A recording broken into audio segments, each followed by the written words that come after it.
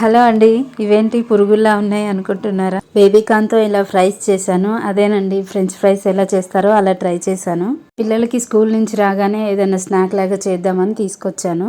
కానీ చూస్తే ఇంట్లో శనగపిండి, కార్న్ ఫ్లోర్ ఏదీ లేదు.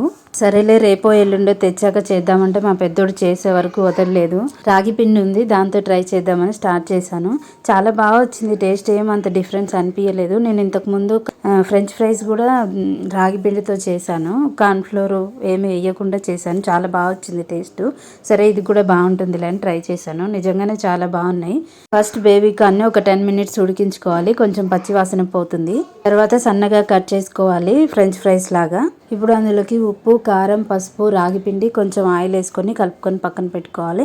ఇప్పుడు కళాయిలోకి ఆయిల్ తీసుకొని ఆయిల్ మంచిగా వేడెక్కాక ఈ బేబీ కార్న్ ముక్కల్ని అందులో వేసుకొని మీడియం ఫ్లేమ్లో పెట్టుకొని మంచిగా ఫ్రై చేసుకోవాలి.